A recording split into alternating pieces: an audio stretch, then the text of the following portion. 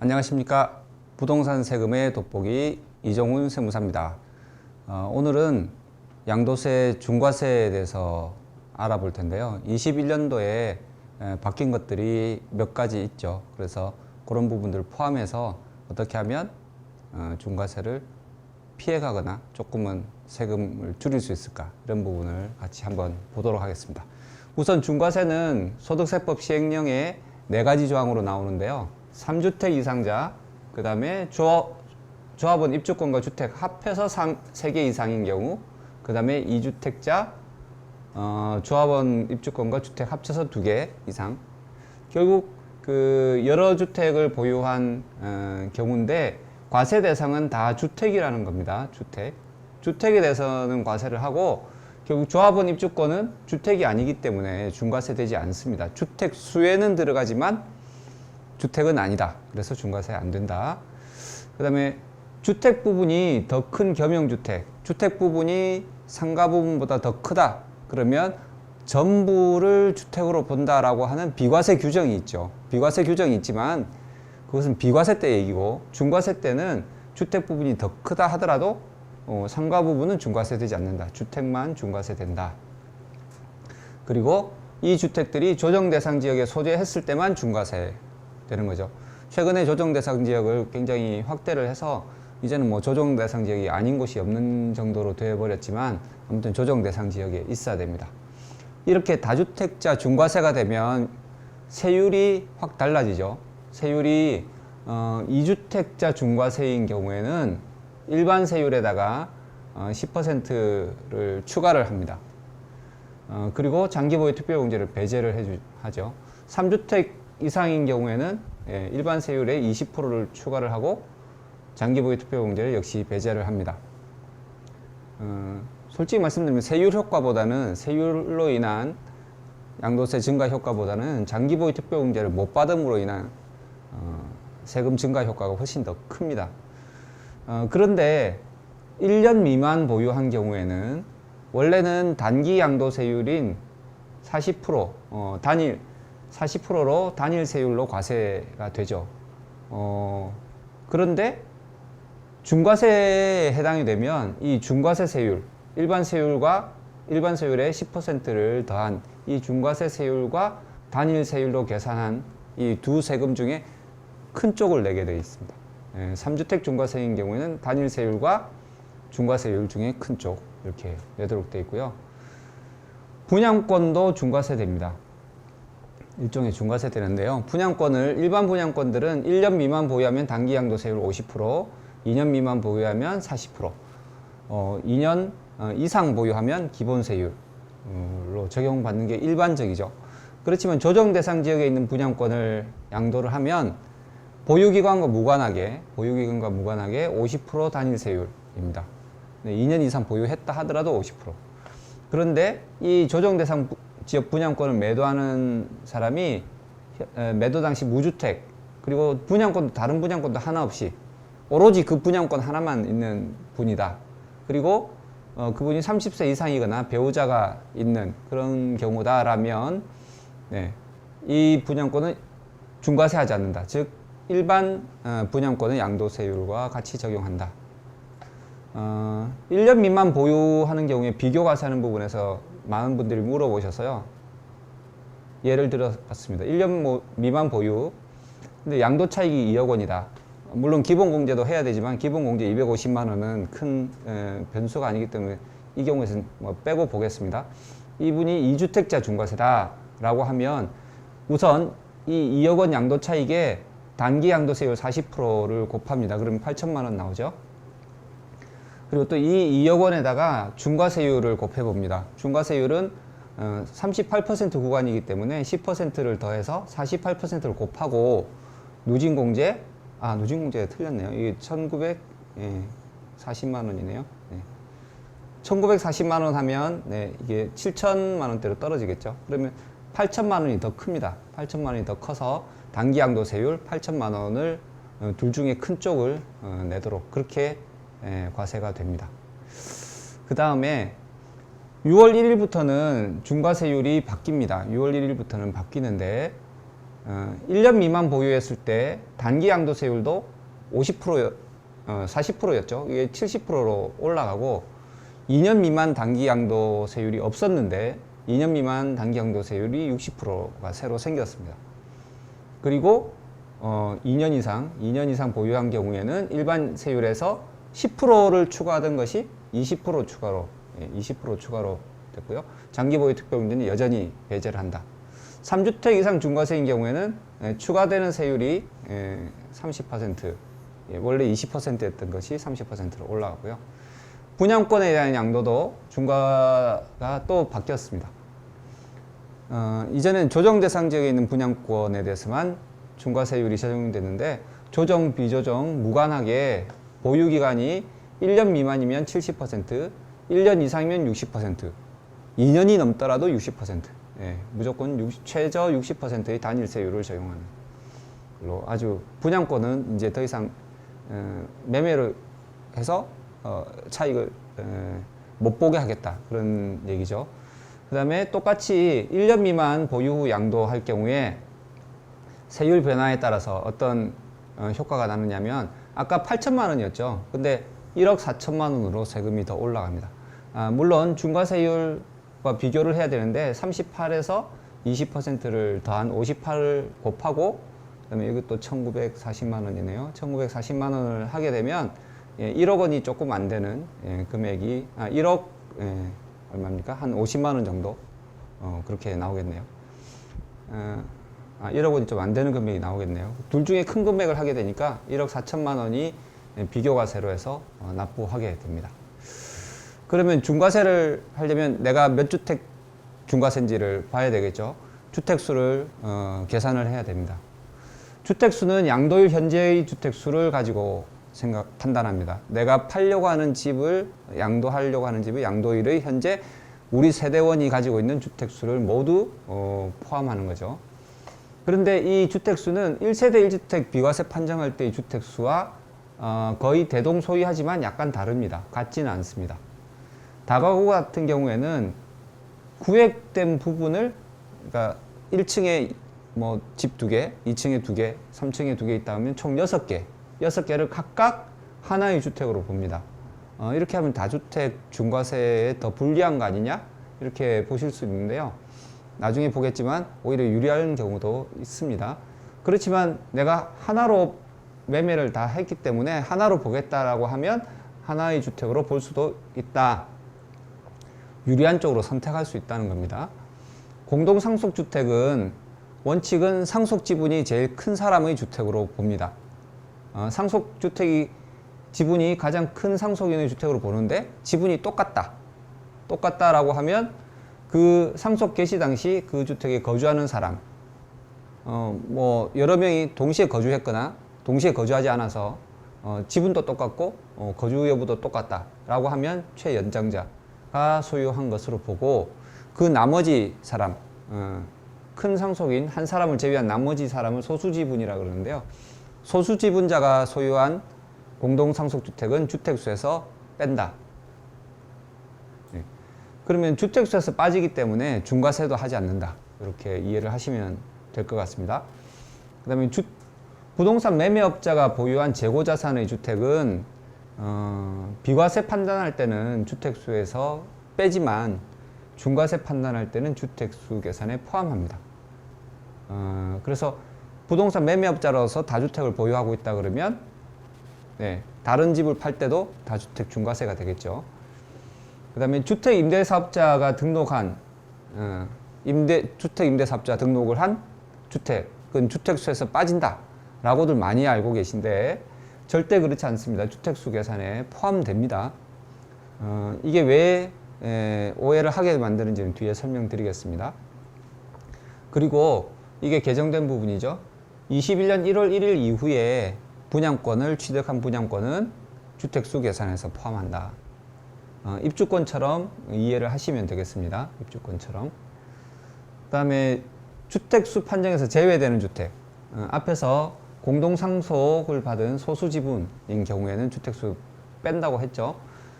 그 외에도 수도권, 수도권은 경기, 인천, 서울, 경기, 인천, 그리고 나머지 광역시, 뭐 부산, 대구, 광주, 대전, 울산의 아닌 지역, 그러고 나면 경기도를 제외한 나머지 도지역이 되겠죠. 강원도, 충청남북도, 경상남북도, 전라남북도, 제주도. 이 도지역에 있는 집으로서 기준시가 3억 원 이하의 주택은 주택수 계산할 때 뺀다. 주택수 계산할 때 빠지니까 중과세도 하지 않는다. 그런데 수도권이면서 또 광역시면서 세종시면서 이 지역에 소재하면서도 읍면지역이 있습니다. 읍면지역. 읍면지역이 있는데 읍면지역은 공시가격 기준시가 3억 원 이하면 역시 또 빠집니다. 주택수에서 빠지고 중과세도 하지 않습니다. 그래서 창원 성산구가 이번에 조정대상 지역이 지정이 됐죠. 조정대상 지역에 있는 주택임에도 불구하고 만약에 기준시가가 3억 원 이하다 라고 하면 이 집은 주택수에서 빠지고 중과세도 받지 않습니다. 그리고 어떤 사람이 영등포에 기준시가 2억 원, 서울이지만 기준시가 2억 원은 아래지만 서울이기 때문에 주택수에 들어갑니다. 그 다음에 남양주시, 와부 조정대상 지역이죠. 조정대상 지역이고 수도권입니다. 수도권인데 남양주시 와부 읍이죠. 읍면지역입니다. 읍면지역에 기준시가 3억 원이다. 3억 원 이하니까 주택수 계산에서 빠지는 거죠. 이런 상황에서 영등포 주택을 양도했다. 그러면 중과세 판정을 해보겠습니다. 주택수가 2개지만 중과세 판정 대상 주택수는 하나, 1주택. 그러므로 이 영등포 주택을 팔 때는 중과세 하지 않는다. 이 외에도 그 중과세 주택수가 3주택 이상이 되지만 중과하지 않는 예외적인 거 알아보겠습니다. 앞에서 얘기한 수도권 광역시 밖에 있는 기준시가 3억 원 이하의 주택은 주택수에서 뺀다고 했고 중과세도 하지 않습니다. 그리고 우리가 많이 알고 있는 이 장기 임대주택 주택수에 포함됩니다. 포함되지만 어떤 요건에 해당되면 중과세를 하지 않는 것 뿐입니다. 장기 임대주택은 여러 종류가 있지만 우리가 많이 알고 있는 매입 임대주택에 대해서만 알아보겠습니다.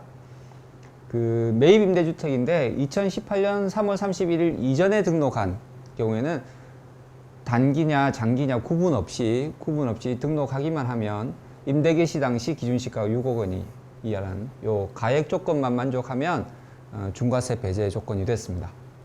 근데 4월 1일 이후 9.13 대책이 발표되기 이전까지는 단기 등록을 하면 안 됩니다. 단기 등록을 하면 안 되고 장기로 등록했어야 됩니다. 그리고 임대 개시 당시 기준시가 6억 원 이하는 그대로고요. 그래서 9.13 대책이 발표되면서 그 이후에는 장기로 등록해야 하는 건 물론이고 조정대상 지역에 9.13 조치 이후에 조정대상 지역에서 취득한 주택은 등록을 해도 중과세 배제가 안 됐습니다. 안 되도록 했습니다. 그래서 즉 중과 배제를 받으려면 비조정 지역이거나 9.13 이전에 조정 지역에서 취득 또는 취득하기 위해서 계약한 그런 것들을 등록을 하면 중과세 배제가 되는 주택이 되는 거죠. 기준시가 6억 원은 그대로 있고요. 보시면 9.13 조치 때도 면적 조건이 들어가지는 않습니다. 추가되지는 않습니다. 그리고 19년 2월 12일 시행령 개정되면서 임대료 증액 제한이 생겼죠. 그 이전까지는 증액 제한이 없었습니다. 이 5% 증액 제한은 그 이전에 등록했던 주택들에 대해서도 다 적용이 됩니다. 공통적으로. 그 이후에도 물론이고요. 그리고 7월 10일 대책 때 발표된 건데 7월 11일 이후에 등록하는 것은 또 범위를 줄였습니다. 아파트를 제외를 했죠. 아파트를 아예 임대 등록을 못하게 했기 때문에 등록을 어차피 할 수가 없는 거죠. 그래서 아파트를 제외한 비조정 지역 그리고 9.13 이전에 조정지역에서 취득 또는 취득하기 위한 계약을 했던 그런 주택들은 7월 11일 이후에 등록을 해도 중과세 배제가 됩니다. 물론 기준시가 6억 원은 맞춰야 되겠고요. 이 장기 임대주택 외에도 조세특례제한법에 따른 임대한 주택, 감면 대상 임대주택이 있습니다. 이런 주택들도 중과세 배제가 되고요. 그 다음에 장기 사원용 주택, 10년 이상 써야 됩니다. 사원용 주택으로. 그리고 무상 제공해야 되고요. 그리고 조특법에 따라서 양도세가 감면이 되는 신축 주택 또는 미분양 주택들입니다. 이 주택들은 그것도 중과세 배제가 되고요. 문화재 주택, 등록 문화재, 지정 문화재. 그다음에 상속받은 지 5년 이내의 선순위 상속 주택을 말합니다. 상속 주택을 여러 개 갖고 있던 분이 돌아가셨다. 그러면 그 중에 보유 기간이 제일 긴 것, 그걸 말하죠. 그런 선순위 상속 주택에 대해서만 5년 이내에 팔 때 중과세 배제를 한다는 겁니다. 그 다음에 저당권 실행이나 채권 변제 때문에 취득한 주택, 취득한 지 3년 이내에 팔아야 되고요. 그 다음에 5년 이상 가정 어린이집으로 사용한 주택, 그리고 사용을 멈추고 5년 이상 사용하고 사용을 멈췄다면 사용하지 않게 된 날부터 6개월 안에 팔아야 됩니다. 그래야 중과세 배제를 받는 거고요. 그리고 앞에서 말한 1번, 2번, 3번, 4번, 5번, 6번, 7번, 8번, 9번 주택만 갖고 있고 그 외에 딱 한 개의 주택, 1번에서 9번의 주택이 있고 그 외에 딱 한 개의 주택만 있을 경우에 그 나머지 한 개의 주택도 중과세 배제를 한다. 이것 때문에 그 장기 임대주택이 주택수에 안 들어간다라고 이해를 하시는 분들이 있는데요. 이 장기 임대주택이 예를 들면 내가 5채를 갖고 있다. 그리고 나머지 한 채를 갖고 있다. 그 한 채를 팔 때 중과세 배제를 하죠. 장기 임대주택이 주택수에 들어가지 않기 때문에 중과세 배제를 하는 게 아닙니다. 장기 임대주택을 제외한 나머지 한 개 주택이기 때문에 중과세 배제를 하는 거예요. 그래서 장기 임대주택으로 등록했다 해서 주택수에서 빠지는 것이 아니다. 그 다음에 내가 조정대상 지역 공고를 하기 전에 이미 매도하기 위해서 계약을 체결해서 계약금까지 다 받았어요. 그러고 잔금을 기다리고 있는데 조정대상 지역이 탁 되고 잔금일 날은 조정대상 지역인 상태에서 잔금을 치렀다 라고 해도 이때는 중과세 하지 않는다. 왜냐하면 비조정일 때 계약을 했기 때문에 나는 비조정일 거로 생각하고 계약해서 매도 계약을 한 거기 때문에 중과세 하지 않습니다. 이번엔 2주택 이상 중과세인데요. 주택수에서 제외되는 수도권 밖, 광역시 밖 그 기준시가 3억 이하 주택은 똑같고요. 그리고 3주택 중과세에서 배제되는 주택들도 다 해당이 됩니다. 2주택 중과 배제에서도. 그것들이 장기 임대주택이 있고 조특법에 따른 임대주택, 감면 임대주택이 있고 장기 사원형 주택, 아까 신축이나 미분양 때문에 감면되는 특례주택, 문화재 주택, 선순위 상속주택, 저당권 면제나 이런 걸로 취득한 주택, 가정어린이집 이런 것들이 다 2주택 중과세에도 다 적용이 됩니다. 그리고 또 재밌게 보셔야 될 게 이게 3번인데요. 직장 때문에 또는 학업 때문에 또는 질병 때문에 부득이하게 멀리 이사를 가서 다른 시군으로 이사를 가서 그 시군의 집을 취득을 하고 1년 이상 거주, 그 시군집이 기준시가 3억 원 이하여야 됩니다. 그래서 1년 이상 거주를 하고 나중에 학업이 끝나거나 직장이 다시 발령이 복귀가 돼서 또는 질병이 다 나아서 그렇게 해서 그 집을 팔고 되돌아올 때 중과세 하지 않는다는 거죠. 네. 비슷한 게 비과세도 있거든요. 비과세는 부득이한 사유로 다른 시군에 있는 집을 취득하고 서울이나 원래 갖고 있던 집을 팔 때 비과세 되는 거고요. 이 중과세 배제는 원래 집이 있고 부득이한 사유로 나중에 취득한 집을 먼저 팔 때, 그때 중과세 배제한다는 겁니다. 그 다음에 비슷한 건데 이 4번은 또 부득이한 사유로 이번에는 수도권 밖에 있는 주택을 취득한 경우에요. 이 경우에는 기준 시가라든가 1년 거주를 해야 된다든가 부득이한 사유 해소로 3년 이내에 팔아야 된다든가 이런 조항이 없습니다. 없이 수도권 밖에 있는 집을 먼저 팔게 되면 그것도 중과세를 배제를 해주겠다. 거죠. 얼마 전까지는 수도권 밖에 대부분 조정 대상 지역이 없었기 때문에 이 조항이 유명무실했는데 지금은 수도권 밖에도 굉장히 많은 조정 대상 지역이 생겼죠. 그래서 여기에 해당되는 경우들이 있을 수 있기 때문에 잘 기억해 두시는 게 좋을 것 같고요. 동거봉양 합가로 인해서 2주택이 된 경우 10년 안에 파시면 되고요. 혼인 합가도 5년 안에 파시면 중과세를 하지 않습니다. 그리고 소송이 때문에 취득한 주택은 확정 판결받고 3년 안에 팔 때 중과세를 하지 않고요. 일시적 2주택으로 인한 중과세 배제가 있습니다. 이 부분을 일시적 2주택 비과세와 많이 헷갈려 하시는데요.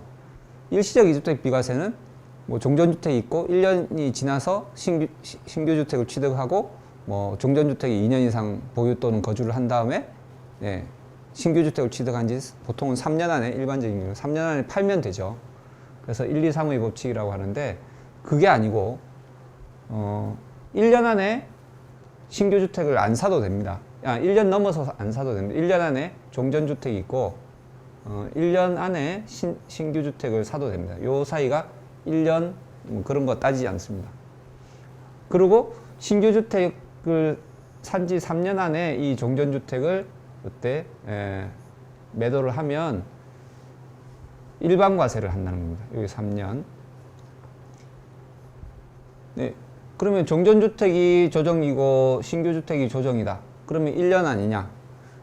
그건 비과세 때 얘기고요. 일시적 주택 중과세 배제는 조정이라 하더라도 여전히 3년입니다. 그래서 이 부분도 잘 기억해 두시면 중과세 안 되는 것이 세금 차이가 굉장히 크기 때문에 유용하게 쓰실 수 있을 것 같고요.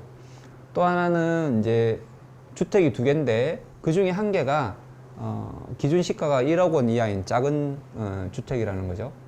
그러면 중과세 하지 않는다는 거죠. 그 주택을 팔 때. 근데 이 주택이 마침 정비구역으로 지정된 지역이다. 그러면 그 주택은 1억 원 이하라 하더라도 중과세 합니다. 정비구역 지정됐는지 여부를 잘 체크를 하셔야 될 것 같고요. 그리고 앞에서 얘기한 1번부터 1, 2, 3, 4, 5, 6, 7번까지에 해당하는 주택을 제외하고 1개 주택만 소유하고 있을 경우에 그 주택도 중과세 배제한다. 그래서 1번에서 7번이기 때문에 8번이나 9번은 빠집니다. 즉 9번 같은 경우에 기준시가 1억 원 이하 주택과 1억 원 넘는 주택이 하나 있는데 1억 원 팔 때는 중과 배제하죠. 그렇지만 1억 원 넘는 주택을 팔 때 유일한 1주택이라고 해서 중과 배제한다면 중과세를 하나도 안 하는 결과가 되는 거잖아요. 그래서 1억 원 이하 주택일 때는 유일한 한 주택 이 10번 조항을 적용하지 않습니다. 일시적 2주택도 마찬가지겠죠. 종전주택을 팔 때 중과 배제해 주는데 뭐 신규 주택을 팔 때도 중과세 배제해 준다 그러면 중과세 되는 효과가 하나도 없으니까요. 그래서 8번, 9번은 유일한 1주택 조항을 적용하지 않습니다. 그리고 11번 조정 대상 지역 공고일 이전에 매도 계약을 체결한 경우 이거는 3주택과 같죠. 지금까지 걸 가지고 한번 연습을 한번 해보겠습니다. A주택 서울에 있고 B주택은 3년 이내에 대체 취득하기 위해서 대체 취득한 주택이고 C주택은 뭐 충주에 있는 주택인데 기준시가가 2억 원이라고 하죠. 그러면 먼저 이제 주택수 판단을 해봐야 됩니다. 이 C주택은 수도권 밖 광역시도 아니고 그러면 기준시가 2억 원이면 아예 주택수에서 빠지죠. 그러면 A, B주택, 2주택만 남는 겁니다. 2주택자 중과세 대상이 될 수가 있겠죠. 그래서 A주택을 만약에 판다 그러면 3주택자 중과세가 아니라 2주택자 중과세가 된다. 그 다음에 이번에는 A주택은 서울에 있는 기준시가 1억 원짜리고 B주택은 서울에 있는 기준시가 2억 원짜리다. 주택수 판단은 서울에 있기 때문에 가격과 상관없이 주택수에 다 들어가죠. 근데 만약에 A를 먼저 양도를 하면 기준시가 1억 원 이하를 양도를 했기 때문에 중과 배제 대상이죠. 앞에서 했던 9번입니까? 9번 소형주택에 해당이 되죠. 그래서 중과 배제가 되는데 일반과세가 되고, 만약에 B를 먼저 양도하면 2주택자인데 중과 배제 대상이 아닌 주택을 양도하는 것이기 때문에 중과세가 됩니다. 그래서 여기서 힌트를 얻을 수 있는 것이 만약에 A를 먼저 팔아서 일반과세로 팔았다 그러면 B 하나만 남기 때문에 B도 일반과세로 팔 수 있겠죠. 그러면 둘 다 일반과세가 되는데 B를 먼저 팔게 되면 중과세, 일반과세 이렇게 되니까 세금 차이가 날 겁니다. 그래서 세금을 줄이려면 일반과세 되는 걸 먼저 팔아야 된다는 걸 알 수 있죠. 그 다음에 A주택은 서울에 있고 B주택도 서울에 있는데 장기임대 등록을 했다. 요건도 이미 다 갖췄다. 그 다음에 C주택은 제천에 있는데 제천시 기준시가가 4억 원이다. 이런 상태에서 A주택을 판다 그러면 주택수 판단을 먼저 해보겠습니다. A주택 하나, B주택 하나. 장기임대 등록을 했다고 해서 주택수 빠지는 거 아니라고 했습니다. 그 다음에 제천인데 수도권 밖, 광역시 밖임에도 불구하고 기준시가가 3억 원이 넘죠. 그래서 주택수에 들어갑니다. 그래서 3주택자가 되는 거죠. 그러면 이제 중과 배제 대상인가를 봐야 되는데 중과 배제 대상은 B주택 하나만 있죠. B주택 하나. 그러면 중과 배제 대상을 제외한 유일한 1주택이 아닌 거죠. C하고 A가 두 개가 남으니까. 그래서 A는 중과 배제가 되지 않습니다. 그래서 3주택 중과세가 되는 거죠. 근데 만약에 그 A의 중과세를 피하기 위해서 C를 조정 대상 지역도 아니니까 임대 등록을 하면 어떨까? 이런 생각이 들잖아요. 그래서 임대 등록을 해서 장기 임대 등록을 했다면 A주택은 어떻게 되는 것이죠? 중과세 배제가 되나요? 중과 배제를 받는 두 주택을 제외한 유일한 한 주택이면 중과세가 배제가 될 것 같죠. 그런데 제천은 임대 등록을 해도 중과 배제 대상 장기 임대주택이 안 됩니다. 왜냐하면 기준시가가 4억 원이죠. 수도권 밖에 장기 임대주택 등록할 때는 기준시가가 3억 원 이하여야 됩니다. 그래서 이 제천집은 임대 등록을 하더라도 중과 배제 대상 주택이 안 됩니다. 그래서 C를 임대 등록하고 A를 양도해도 3주택 중과세. 이번에는 서울의 기준시가가 1억 원짜리 주택이 3개가 있습니다. 그러면 A를 양도하고 B를 그 다음에 양도했다 하면 A는 3주택 중과세입니다. 기준시가 1억 원 이하라도 3주택 중과세. 왜냐하면 1억 원 이하 중과세 배제는 2주택 중과세 배제 때만 있거든요. 3주택 배제 때는 중과세 배제가 없습니다. 그래서 A는 3주택 중과세. 그래서 A를 팔고 나서 2개 남았을 때 B는 소형주택으로 해서 중과세 배제가 됩니다. 그 다음에 A가 서울에 있는 집이고 B는 장기임대주택 등록을 했고 C는 상속주택이고 5년 아직 안 넘었습니다. D는 경주에 있는 기준시가 2억 원이라고 합시다. 경주도 수도권 밖이고 광역시 밖이죠. 기준시가 2억 원이면 주택수 판단을 해볼 때 D주택은 주택수에서 빠지죠. 그러면 1주택, 2주택, 3주택 중과세 상태네요. 3주택 중과세 상태인데 D주택도 중과 배제주택, 상속주택도 중과 배제주택, 장기임대주택도 중과 배제주택이면 중과 배제주택을 제외한 유일한 한 주택이 되죠. 유일한 한 주택. 그래서 A도 중과세 배제. 됩니다. 이번에는 A주택은 서울에 있고 B주택도 서울에 있는데 공동 상속을 받았어요. 모친과 본인이 5대5. 모친이 상속 개시 당시 거주하고 있었다. 그러면 대표 상속인은 모친, 나는 공동 상속의 소수지분자. 그래서 주택을 2개 갖고 있지만 주택수 판정할 때는 이 B주택은 주택수에 들어가지 않습니다. 그러면 2개 갖고 있지만 1주택자가 되는 거죠. 1주택자가 되면 A주택을 팔 때도 1주택자니까 중과세가 안 되고, 그다음에 B주택은 소수지분자니까 중과세가 안 되고, 그래서 어느 쪽을 팔아도 중과세가 안 된다. 그 다음에 한동안 말이 많았던 장기임대주택의 그 비과세 되는 상황에서, 거주주택 비과세 되는 상황에서 대체주택을 구해서 일시적 2주택과 거주주택 비과세가 동시에 적용이 될 때 9억 초과분이 중과세 된다 하는 거 많이 이제 알고 계신 분들도 많은데 왜 그런지를 한번 살펴보겠습니다. A가 있고 2년 거주한 집이고요. 거주주택이 되겠죠. 9억이 넘는 고가주택이라고 하겠습니다. 그 다음에 C를 장기임대주택을 등록을 하고 있었는데 요 2개만 있었으면 그냥 장기임대주택 보유자의 거주주택 비과세로 비과세 받았겠죠. 근데 그 사이에 옮겨 타기 위해서 B 대체주택을 또 산 거죠. 그러면 C와 A로만 보면 거주주택 비과세가 되고요.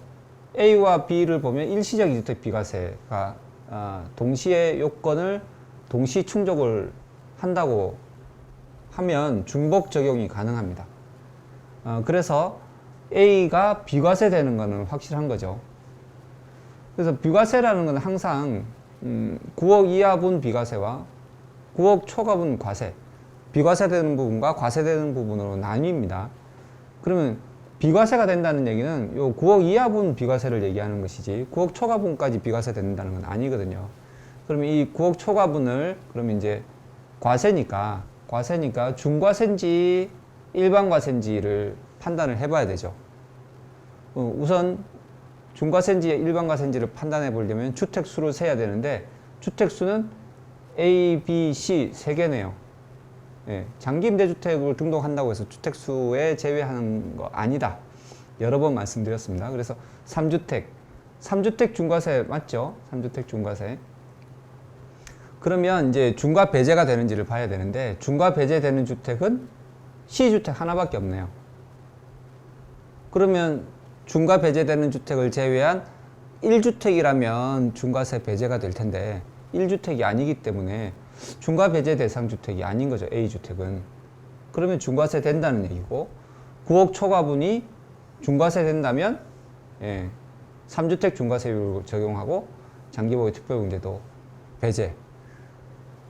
비과세여서 중과세가 안 됐다면 최대 80% 장기보유 특별공제를 받을 수 있었던 것이 장기보유 특별공제가 배제가 되면 엄청난 세금 차이가 나오는 거죠. 이 부분은 많이들 알고 계신데 비슷하지만 조금 더 특이하다 그럴까? 생각해 봐야 될 부분이 있습니다. 집이 이제는 2채밖에 없어요. 2채밖에 없는데 그래도 중과세 되는 경우가 있다는 거죠. 우선 비과세를 판단해 보겠습니다. B는 8년 장기임대 등록을 했습니다. 근데 18년 12월 1일에 취득했네요. 18년 12월 1일에 취득해서 등록을 하더라도 거주주택 비과세 받는 데는 지장이 없습니다. 거주주택 비과세 받는 데는 지장이 없습니다. 그래서 요 서울 2년 거주한 집을 매도할 때 비과세가 됩니다. 비과세가 되는데 9억 이하 부분은 비과세 되겠죠. 당연히. 근데 9억 초과분은 과세입니다.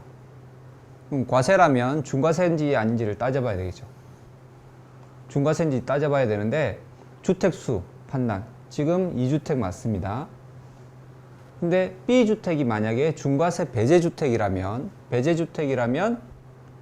A는 당연히 장기보유 특별공제도 되고 일반과세 되면서 네, 장특도 받게 됩니다. 근데 B주택을 가만히 보니까 18년 12월 1일 날 취득해서 등록했네요. 아까 말씀드린 것처럼 거주주택 비과세 받는 데는 지장이 없지만 9.13 대책, 18년 9.13 대책 이후에 취득한 걸로 조정대상 지역에서 등록을 하면 중과세 배제는 안 된다고 했습니다. 그래서 중과세 배제가 안 되는 장기임대주택이에요. 네. 그리고 또 가만히 보니까 일시적 2주택이 되는지, 일시적 2주택이라면 먼저 파는 집을 비과세 받을 수 있는데, 이는 18년 12월에 취득했고 A는 22년에 양도했다면 3년이 지났죠. 취득한 지 3년이 지나면 일시적 2주택도 안 됩니다. 일시적 2주택 중과세 배제도 안 되는 겁니다. 그래서 중과세 배제도 아니고 일시적 2주택 중과 배제도 아니고 그러면 중과세 배제할 사유가 하나도 없는 거죠. 그래서 결국은 중과세 되는. 그래서 주택이 딸랑 2개만 있다 하더라도 부엌 초과분 중과세가 나올 수 있다는 거죠. 이번에는 그 장기 임대주택이라든가 그다음에 감면 대상, 조특법상 감면 대상이 되는 장기 임대주택, 그다음에 장기 사원용 주택, 장기 가정 어린이집 이런 것들은 의무 사용기간, 의무 임대기간, 의무 기간이라는 게 필요합니다. 근데 이런 주택을 가지고 있고 다른 주택을 또 하나 있다면 유일한 1주택은 중과 배제로 양도할 수 있잖아요. 일반과세로. 그렇게 의무기간 요건을 다 충족하기 전에 또 일반주택을 양도할 때 중과세 배제를 해줍니다. 일단은. 그런데 의무기간 요건을 나중에 충족을 못하게 되면 양도세를 추징하는 거죠. 네.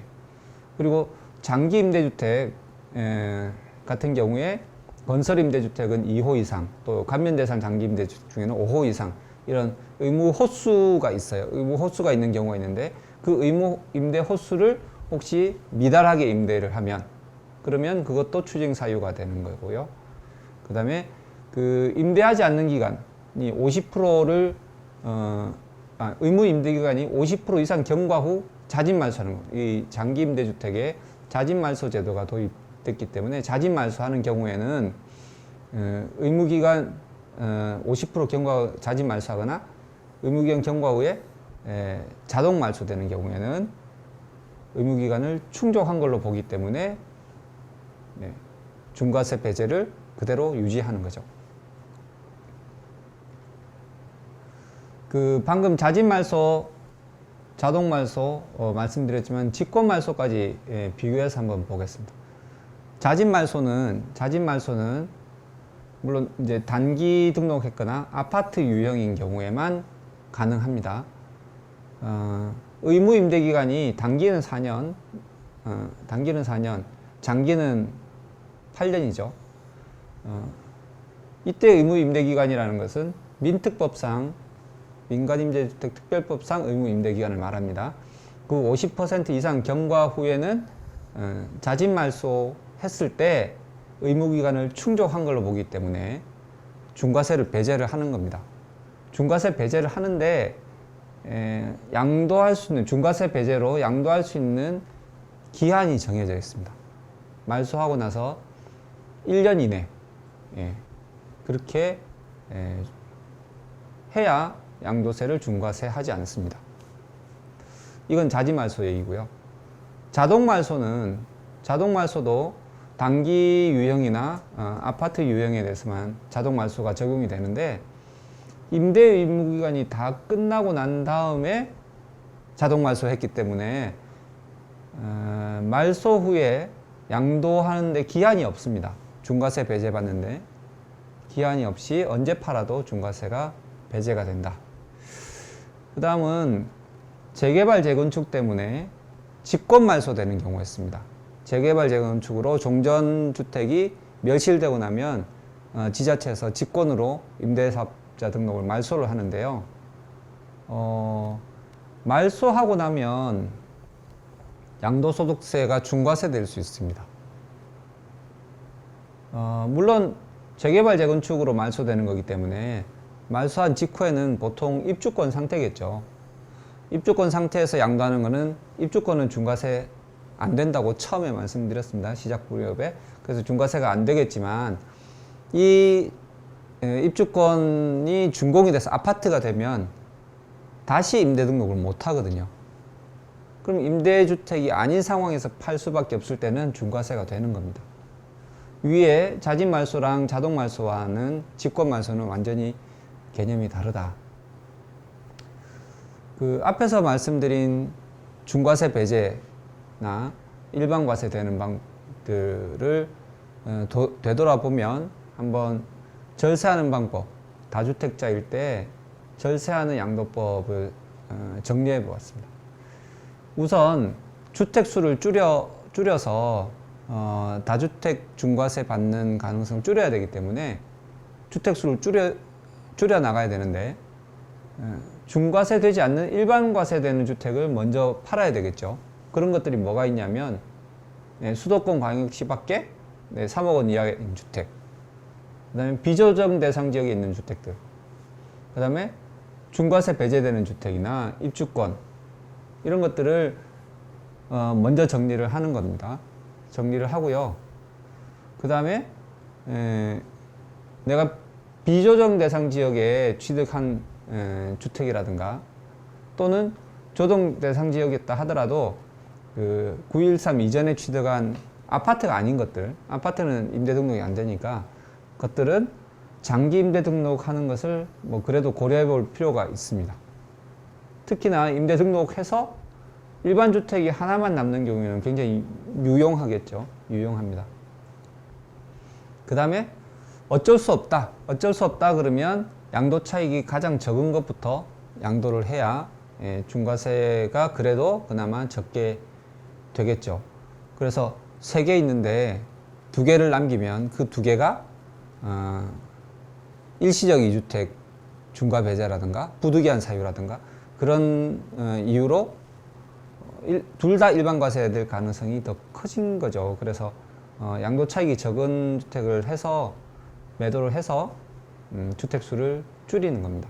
그리고 맨 마지막에 제일 큰 거는 남기면 비과세 받을 가능성도 있겠죠. 그래서 양도 차익이 적은 것부터 줄여 나갑니다. 그런 다음에 또 그게 어렵다면 동일 세대원이 아닌 다른 세대 구성을 하고 있는 직계 존비속에게 증여나 부담부 증여 이런 것도 고려해 볼 필요가 있습니다.